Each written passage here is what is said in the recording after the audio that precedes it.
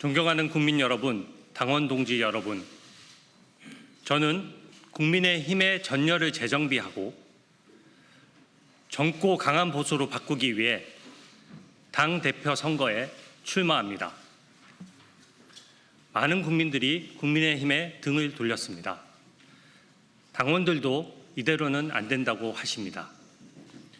갈등과 무기력이라는 악순환에 빠져 있습니다. 국민이 바라는 것은 명확합니다. 야당의 역할을 확실히 해라. 그러기 위해서 국민의 힘부터 바뀌어야 한다는 것입니다. 보수가 이대로 무너지면 대한민국도 바로 설 수 없습니다. 편향된 이념이 정책을 좀먹으면 관세 협상, 부동산 정책, 청년 대책도 제대로 실행될 리 없습니다. 우리는 함께 또 다시 일어나 보수를 현대화해야 합니다. 젊고 강하면서도 유능한 보수로 거듭나야 합니다. 저는 한결같이 보수의 가치를 지켜왔습니다. 박근혜 대통령 탄핵 국면에서 모두가 등을 돌릴 때에도 저는 청와대에 끝까지 남아 맡은 바 소임을 다했습니다. 문재인 대통령 지지율이 70%를 넘을 정권 2년 차에도 저는 환경부 블랙리스트 사건을 원칙대로 수사했습니다. 그때도 지금처럼 온갖 협박과 공격에 시달렸지만 권력의 눈치를 본 적이 없습니다. 어떤 외압에도 굴하지 않았습니다. 정권의 비리를 밝혀낸 대가로 자천됐지만 미련 없이 직을 던졌습니다. 변호사 시절 문재인 정부가 검언 유착 프레임으로 언론사를 공격하며 폭주할 때 저는 불이익을 무릅쓰고 약자인 기자 편에 서서 언론 자유를 위해 함께 싸웠습니다. 저는 위기에 강하고 싸울 줄 압니다. 늘 최전선에서 민주당의 폭주와 이재명의 방탄에 맞서왔습니다. 묵묵히 국민만 보고 이재명 정부의 여러 난맥상도 지적해왔습니다. 민주당으로부터 무수히 많은 고발과 거짓 모함을 받았지만 스스로가 당당하게 살아왔기에 단 한 번도 물러서지 않았습니다. 이런 한결같은 강인함만이 보수를 재건할 수 있다고 생각합니다. 저 혼자서는 할 수 없습니다. 강인함은 동료들과 함께 갈 때 비로소 진짜 리더십이 된다고 생각합니다. 그동안 저는 우리 당 누구의 요청에도 흔쾌히 힘을 보태왔습니다.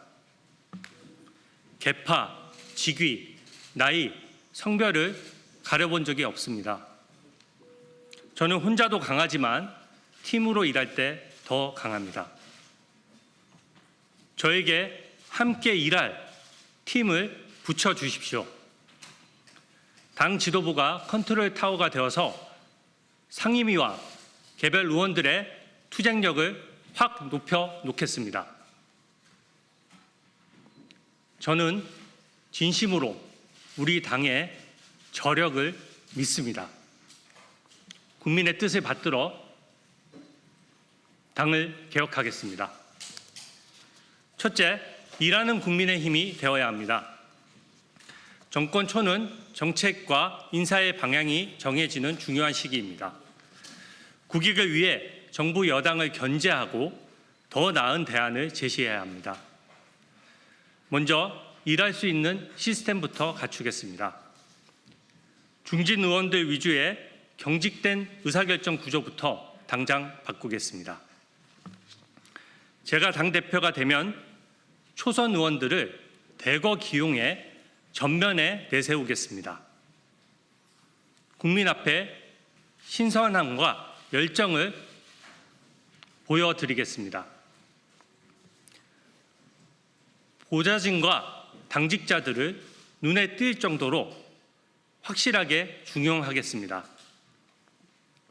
갑질이 아닌 수평적 파트너십으로 시너지를 내고 민주당과도 차별화할 것입니다. 남탓 공방으로 분열할 것이 아니라 새 일꾼을 발굴하는 것, 이것이야말로 진정한 인적 쇄신이라고 생각합니다. 일하는 사람이 힘나도록 신상필벌 원칙도 확립하겠습니다. 제가 당대표가 된 후 일어나는 해당 행위에 대해서는 그 누구보다 단호하게 대처해서 기강을 잡겠습니다. 둘째, 민주당과 차별화된 정책으로 대한민국 미래를 지키겠습니다. 특히 청년 대책과 지방 균형 발전에 집중하겠습니다. 청년에게 빚을 떠넘기는 데 급급한 민주당은 절대 못할 일이기에 우리 국민의힘이 해야 합니다. 대기업의 20대 비중은 불과 2년 사이에 25%에서 21%로 급감했습니다. 청년의 사회 진출이 늦어지면서 청년의 이해관계를 대변할 통로는 점점 좁아지고 있습니다. 청년 일자리와 주거 문제부터 해결해야 출산율도 회복될 것입니다. 국민의힘은 2030 세대의 절박한 목소리에 더 귀 기울여야 합니다. 청년의 권익을 대변하는 그런 정당이 되어야 국민의힘의 미래가 있습니다. 지방의 인구 유출과 수도권의 과밀화는 정말 심각한 수준입니다. 현재 대한민국처럼 수도권에만 몰려서 한정된 국토만 이용하는 나라는 세계적으로 없습니다.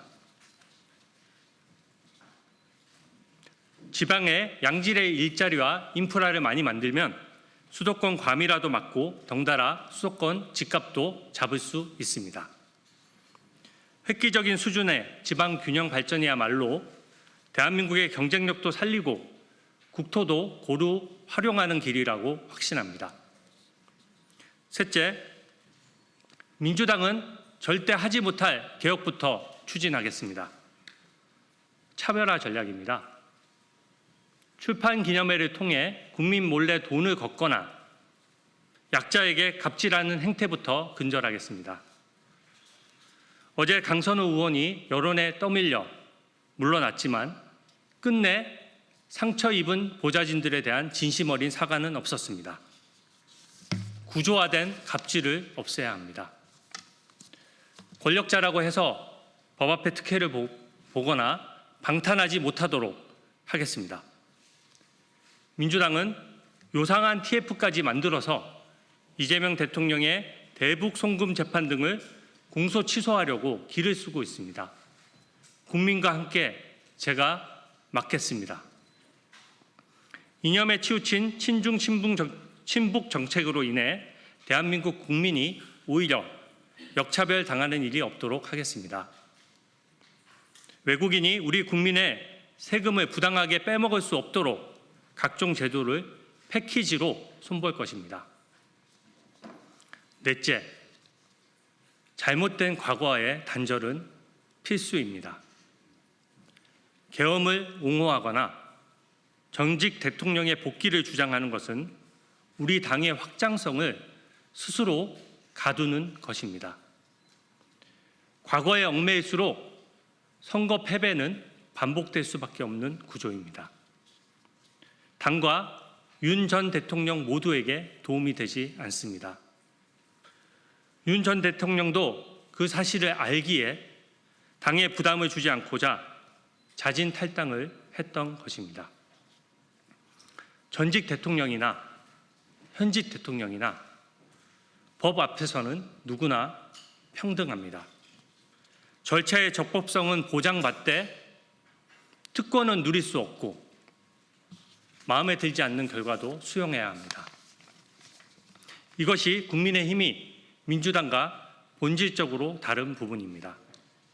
우리는 여당으로서 역할을 제대로 하지 못해 정권을 잃었고 대선에서 패배했습니다. 과거에 책임 있는 분들이 당을 앞장서서 이끌 수는 없다고 생각합니다. 당을 위해서 묵묵히 헌신하면서 백의종군하는 시간이 필요합니다. 그렇다고 해서 인적 청산만을 강조한 나머지 당이 쪼개지거나 개헌 저지선을 위협해서는 안 됩니다. 정치는 현실입니다. 개혁은 민주당의 독재를 막고 국민의 자유를 지키기 위한 수단이어야 합니다.